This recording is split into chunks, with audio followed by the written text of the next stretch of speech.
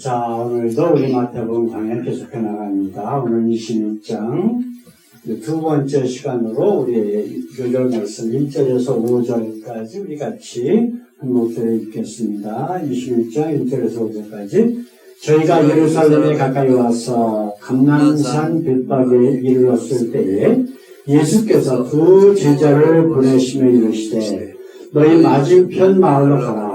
곧 매인 나귀와 나귀 새끼가 함께 있는 것을 보니 풀어 내게로 끌고 오라. 만일 누가 무슨 말을 하거든 주가 쓰시겠다 하라. 그리하면 즉시 보내리라 하시니 이는 선지자로 하신 말씀을 이루려 하시니라. 일러스되 시온 딸에게 이르기를 네 왕이 네게 임하나니 그를 겸손하여 나귀 곧 멍에 매는 짐승의 새끼를 탔도다 하라 하였느니라. 아멘. 오늘 말씀의 제목 우리가 생각해볼까? 예수님과 나귀 새끼. 왜 예수님께서 나귀 새끼를 타셨을까라고 하는 질문을 우리 스스로에게 오늘 해보는 그런 시간이 되기를 원합니다.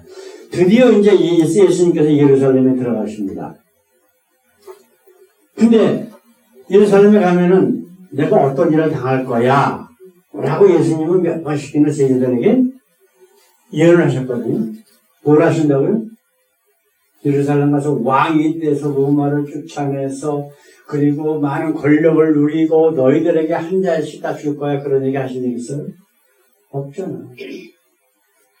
내가 가서 대제사장들과 종교 지도자들에게 잡혀서 이방인의 손에 넘겨서 고난과 박해받고 죽임을 당하고 그리고 3일 만에 부활할 거야. 그러니까 너희가 내 이름으로 고난을 받더라도 걱정하지 마. 세상에서는 너희가 환난을 당하나 담대하라. 내가 세상을 이겼다. 죽음까지도 이겼다라고 선포하신 것이 바로 예수님께서 수차례 말씀하신 그 말씀이란 말이에요. 그래서 이제 예루살렘을 앞에 두고 벳박에 이제까지 오셨는데 거기서 이제 제자들에게 하신 말씀이 있죠. 이제 저 벳박에 들어가면은 너 그 나귀와 나귀 새끼가 매여 있는 거를 볼 거야. 그럼 가서 끌고 와. 혹시 주인이 뭐라 그러면은 주께서 쓰시겠다고 하기만 하면은 그냥 보내줄 거야. 그럼 가지고 와. 이게 말이 안 되는 거잖아요.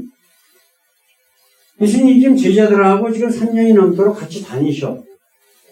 근데 예루살렘 와가지고 나귀 새끼 주인 만나고 뭐 이렇게 한 적이 없다고. 그렇죠? 근데 이 제자들은 아마 그 나귀 새끼 찾으러 가면서 도대체가 저게 뭔 말씀인지 그래도 선생이 얘기하시니까 그냥 갔을 거라고. 그렇죠? 분명히 그랬을 거라고. 제가 옛날에 그 장로교 20년 넘도록 다닌 그런 장로교 우리 미국 오기 전에 다녔던데 그 목사가 그런 설교를 하더라고요. 어떤 유명한 선생이 제자들을 이제 봤는데 그 제자들 보고 밭에 나가서 배추를 거꾸로 심어라 그랬대. 근데 두 제자는 거꾸로 심고 나머지 제자들은 바로 심었다는 거야. 그래서 전부 쫓아냈다. 두 사람 빼놓고. 어떤 사람 두 사람? 거꾸로 심은. 그런 얘기를 해. 그러니까 너희도 한마디로 얘기하면 목사가 얘기하면 무조건 믿어라 하는 얘기예요. 이게 한국의 대부분의 교회들이 하는 말이야. 근데 성경은 뭐라고 해요? 아니야.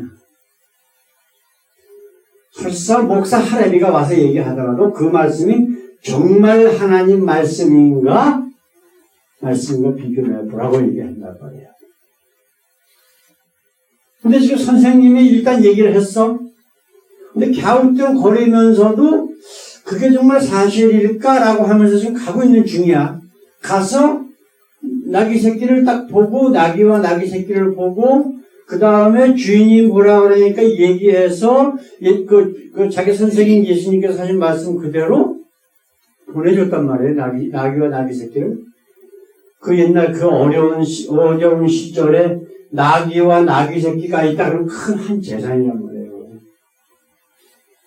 옛날에 우리 시골들 어떻게 했어요? 소 한 마리 있으면 그게 큰 재산이야. 그게 다 농사 짓는 데도 필요하고 또 몇 년 한 번씩 새끼 나면 그거 팔아갖고 아이들도 학자금 되고. 근데 이스라엘이라고 하는 땅은 한국처럼 평평한 데가 거의 없다고. 그러니까 나귀 짐을 싣고 밭일 같은 걸 하더라도 나귀가 일을 했단 말이에요.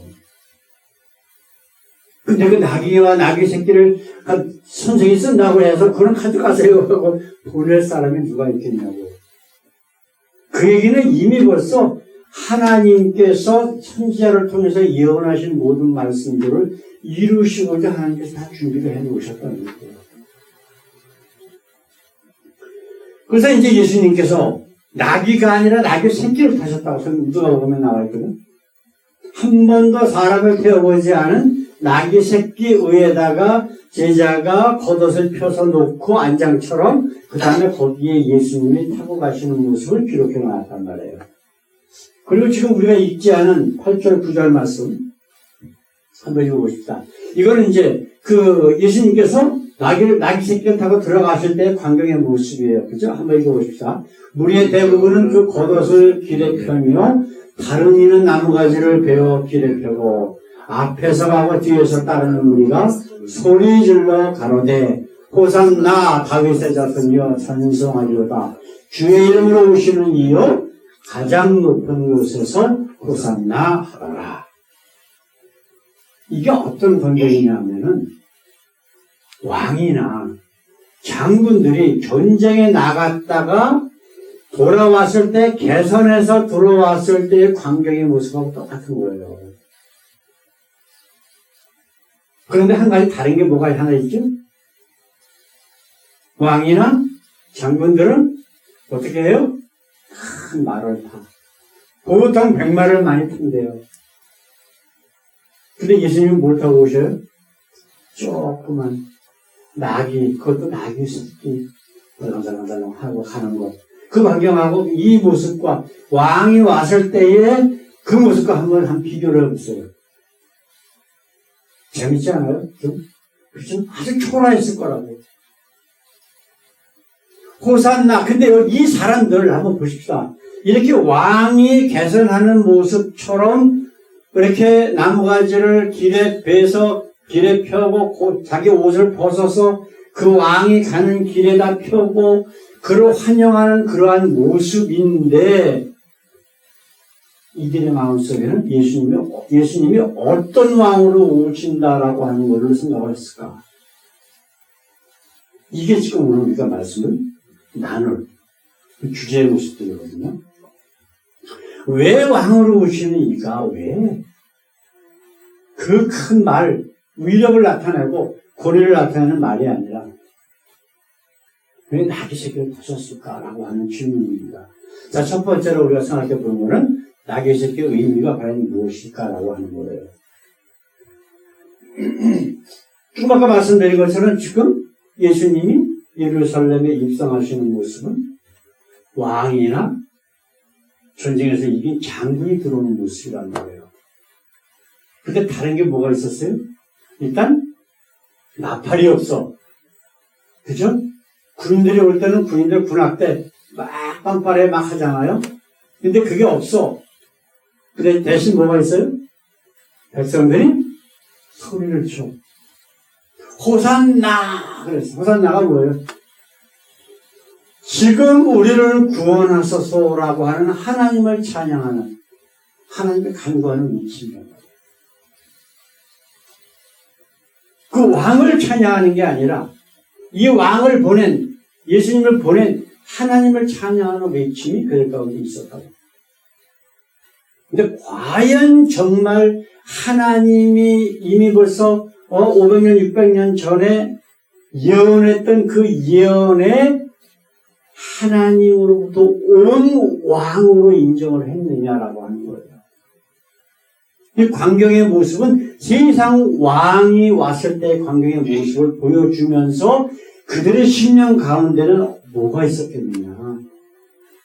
말은 호산나라고 그러지만 정말로 하나님께서 하신 그 말씀, 세상 죄를 지고 가는 어린 양으로서 이 땅에 오신 하나님의 그 어린 양을 찬양하는 그 찬양의 모습들이 그들 가운데 있었겠느냐라고 하는 거예요. 이거를 나귀 새끼의 의미로서 우리가 한번 생각해 볼 겁니다. 지금 지금 성경에 우리가 지금 본문 말씀에 읽었던 것은 바로 스가랴서에 있는 건데, 스가랴 9장 9절에 있는 말씀, 원래 본문에 있는 말씀 보십시다. 시온에 따라 크게 기뻐할지어다. 예루살렘에 따라 즐거이 부를지어다. 그러나 내 왕이 내게 임하시나니 그는 공의로우시며 구원을 베푸시며 겸손하셔서 나귀를 타시나니 나귀의 작은 것 곧 나귀의 새끼니라. 예언 그대로 이미 예수님 오시기 한 550년 이전에 그 선지자가 했던 그대로. 근데 이 스가랴 선지자가 외친 그러한 그 스가랴서에 있는 말씀을 보게 되면은 예루살렘 성전에 대한 재건을 계속해서 얘기를 하셔요. 근데 이것이 예루살렘 성전이라고 하는 건물이 아니라 정말로 이스라엘 백성들의 심령 가운데 이미 무너진 하나님의 집인 그들의 심령을 복구하라는 말씀들이 그 안에 많이 들어가요. 그걸 하기 위해서 지금 누가 오시는 거예요? 예수님이 지금 오시는 거예요. 왕의. 만왕의 왕인 하나님으로부터 오신 그 예수가 왕으로 이 땅에 임하심으로 인해서 너의 심령이 바로 하나님의 거하시는 성전이고 이 성전을 다시 재건해야 된다. 너의 믿음, 첫 믿음을 회복해야 된다라고 하는 것을 지금 예수님이 오심으로써 스가랴 선지자가 이미 벌써 예언한 그대로 지금 이루어지고 있다라고 하는 것이, 그것이 바로 뭐예요? 나귀를 타고 오시는 분. 그게 바로 예수님이라고 하는 것을 지금 마태는 지금 기록을 해놓고 있는 거예요. 마태복음은 특징이 뭐가 있다고 그랬어요? 대상이 누구라고? 유대인들. 그렇기 때문에 구약의 예언했던 말씀들을 자주 인용을 해요. 이거는 다 그 유대인들이 다 아는 거야. 네? 어렸을 때 듣고 다 배운 거야. 그렇기 때문에 아무 거리낌 없이 어떤 구약의 예언을 말씀하면, 아, 그게 그거였었구나, 라고 이해할 수 있는 그런 말씀들이란 말이에요. 그렇기 때문에 바로 그분, 구약의 선지자들, 이렇게 하나님 말씀하시는 것들의 대상이 바로 예수님이었고, 예수님이 바로 그분이다라고 메시아라고 하는 것을 알려주는 지표의 역할을 했던 것이 바로 마태복음이라고. 처음 서대 시작할 때 말씀 나눴잖아요. 그죠? 나귀가 어때요? 나귀. 장나귀. 태어나면서부터 죽을 때까지 봉사하다가 죽는 짐승이 당나귀예요. 아주 순하고 순정적이고 다른 사람을 헌신하고 하는 그런 모습들. 그 나귀 새끼 위에 타고서 예루살렘에 입성하시는 그런 예수님의 모습을 한번 생각해 봅시다. 앞에서 뭐가 기다려요? 백성들의 환호 이런 건 지금 예수님 지금 마음속에 하나도 안 들어와. 어떤 길 가고 계시는 거예요? 십자가를 향해서 걸어가기 위해서 오신 거라고요. 그 예수님은 벌써 아셨기 때문에 제자들에게 여러 번 이미 가르치시고 예언을 하셨단 말이에요.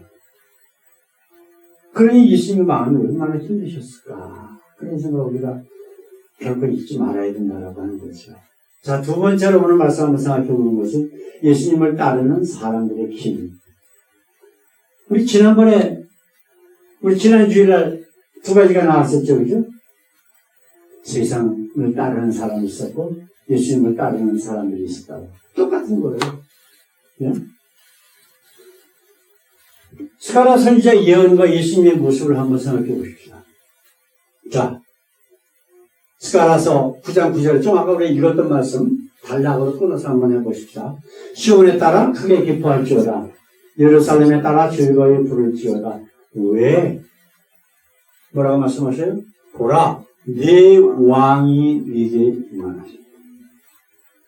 근데 이스라엘 사람들, 유대인들이 예수님을 왕으로 인정을 했어요. 자기들 왕이라면 십자가에 못 박아 죽여라 죽여라 그렇게 해갖고 죽일 수가 있어요 없어요? 아니다.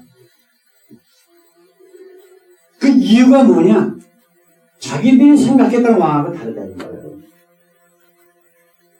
진짜 왕인데 세상 모든 만물을 창조하신 하나님의 아들로 이 땅에 오셨는데 자기들이 왕이 싫대. 그분이 왕이 되는 게 싫대. 우리가 출애굽기 할 적에 출애굽기에서 이제 그 11개상 역대상으로 넘어왔을 적에 우리 작년에 그 말씀 구약에 있는 말씀을 나눴잖아요. 이스라엘 백성들이 하나님의 은혜로 이스라엘 땅에 와서 딱 정착을 하고 그들이 요구하는 게 뭐예요? 첫 번째로 우리에게 왕을 세워달라고 하나님 앞에 쓰는 거예요. 그때까지는 왕이 없었거든. 누가 왕 노릇했어요? 하나님이 직접 왕 노릇하셨다고. 선지자들 예언자들을 통해서 하나님의 말씀을 선포하고. 근데 그게 싫대. 자기들과 함께 사는 옆에 동네에 사는 그 이방인들이 그 왕을 놓고 그 다음에 군사도 하고 뭐가 어쩌고 저쩌고 이런 체계적으로 이렇게 하는 걸 보니까 그게 너무 좋아 보여. 선악과가 거기에는 좋은 것들이 많이 있는 거야. 왕을 세우려고 그러긴 알고 뭐라고 그러셔요? 하나님께서. 빨간색 써고 그래? 왕을 세워라. 그들이 너를 싫어하는 게 아니라 나를 싫어해서 세상 왕을 세우려고 그러는 거다. 그런 얘기를 하시거든. 똑같은 거예요. 진짜 하나님으로부터 온 왕이 싫다는 거야. 똑같아. 아까 말씀드렸던 그 똑같은 거잖아요. 그래서 하나님께서는 사울이라고 하는 사람을 이스라엘 사람 가운데서 가장 겸손한 자를 세워서 첫째 왕을 세웠잖아. 근데 결국은 그가 하나님으로부터 버림받았잖아요. 하나님으로부터 버림받은 게 아니라 자기가 하나님을 버렸지. 그래도 좋아. 세상 왕이 더 좋대요. 세상 왕. 근데 분명히 하나님께서는 선지자를 통해서 네 왕이 내게 임했다라고 말씀하고 계셔. 근데 이스라엘 백성들은 싫대. 그분이 어떤 분이시냐? 그는 공의로우시며 구원을 베푸시며. 하나님께서 말씀하신 공의롭다라고 하는 것은 기준이 뭐예요? 공의의 기준이 뭐다? 하나님 말씀이라는 거예요. 하나님 자신이 기준이에요. 그게 공의야. 침례요한이 왜 박해받았어요? 네가 네 동생의 아내를 빼앗아 아내 삼은 것은 하나님 앞에 죄다라고 했기 때문에 감옥에 들어가서 목이 잘려서 죽었어요. 왜 예수님이나 아니면 예수님의 제자들이나 그리고 로마 시대에 불과 몇백 년 전까지만 해도 유럽에서 천주교나 장로교회에서 수많은 사람들이 박해받고 죽었잖아요. 왜 그랬어요? 그건 하나님 말씀이 아니야. 올바르게 하나님의 말씀의 기준으로 이야기했다라고 해서 박해받고 죽은 거예요. 성경에 예수님이 침례받으라 그랬지 세례가 아니다. 교황이 만들어낸 세례 이건 성경적이 아니야. 그랬다고 해서 물에 빠져 수많은 놈을 물에 빠뜨려 죽인 거예요. 그 천주교 장로교가 유럽에서 수백 년 동안 했던 얘기잖아요. 똑같아요. 그거는 예수님 당시나 그 전이나 아니면 그 이후나 똑같아. 왜냐면 사단이 가장 싫어하는 게 뭐예요? 하나님 말씀이란 말이에요. 하나님의 말씀과 그 하나님이 말씀하신 원뜻 그걸 싫어하는 거야. 그걸 왜곡하고 더하고 빼고 해서 거짓 하나님을 믿게 만들어서 지옥을 끌고 가는 것이 사단이 원하는 거란 말이에요. 그렇게 하나님의 말씀으로 모든 것을 판단하시고 그리고 그 말씀을 듣고 회개하는 자들에게 구원을 베푸시는 바로 그분이 하나님의 우리에게 보내신 왕이 되는 거예요. 참왕. 그분은 어떤 분이시다? 겸손하여서 나귀를 타시나니 나귀의 작은 것 나귀 새끼니라. 이게 스가랴가 이미 예수님 오시기 550년 전에 이미 선포한 예언의 말씀이란 말이에요. 물론 또 그 이전에 한 300년, 그 이전 스가랴 선지자 이전 한 300년 전에 또 이사야 선지자나 이런 분들이 이미 예수님에 대해서 설명했던 기록해놓은 한 예언들이 있잖아요. 그런데도 그것이 예언서에 있다라고 하는 것을 가리키면서도 안 믿고 그래서 예수님을 죽인 거예요. 참 하나님 공의로 판단해서 말씀을 선포하는 거 싫어. 나만 아니면 되고 나만 부자 되고 잘 먹고 잘 살고 권력을 누리면 돼. 그 얘기거든요. 지금 교회 다니는 사람들은 똑같은 모습들. 예수 믿는데 그런데 사실은 아니야. 그 예수가 싫어서 예수를 죽인 자들. 그게 지금 교회 다니는 사람들의 모습이에요. 사단이 원하는. 우리 예수님은 공의로 세상, 공의가 뭐 기준이 뭐라고? 하나님 말씀. 원래의 의미, 그 말씀대로 심판하시기 위해서 이 땅에 오셨고, 우리에게 회개를 말씀하셔서, 그 말씀을 듣고 회개하는 모든 자를 하나님의 은혜로 구원하시기 위해서 자기의 물가피를 다 흘리시고, 내가 다 이루었다라고 하시고, 죽으신 바로 그분이란 말이에요. 그건 끝난 게 아니잖아. 부활하시고, 승천하시고, 이 모든 것들을 다 보여주신 이유가 뭐예요? 자기가 한 이야기, 약속한 모든 것들이 사실이다라고 하는 것을 보여주신 거야. 그게 이제 우리가 도마라고 하는 사람을 통해서 알 수가 있잖아요. 또, 베드로를 통해서도 알 수가 있잖아요.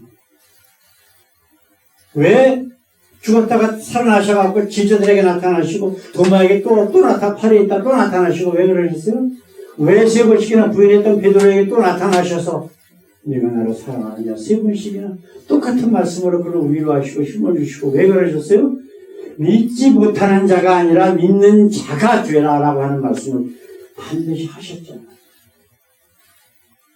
그럴 때에 도마가 뭐라 해서 주는 그리스도시요 살아계신 하나님 아들입니다 라고 하는 고백을 진심으로 했다고. 봤기 때문에, 만졌기 때문에, 그것 때문에 예수님이 이 땅에 오신 거잖아요. 다시 부활하신 거고. 우리는 비록 그 예수님을 만져보지 못했습니다. 직접 눈으로 보지 못했어요. 그러나 우리 예수님이 하신 말씀이 있잖아요. 도마에게 그러고 나서 뭐라고 말씀하셨어요? 너는 본고로 믿느냐? 보지 못하고 믿는 자들은 복되도다 그러셨어요. 여기서 보신 분 없잖아. 그럼 복되도다 하신 말씀의 대상이 누구예요? 저거예요. 바로 나. 그것을 보지 못했지만 믿게 하신 하나님의 은혜가 우리 속에 있고 성령이 우리와 함께 계시기 때문에 그걸 믿을 수밖에 없게 우리를 이끄시 그 하나님의 은혜가 있잖아요.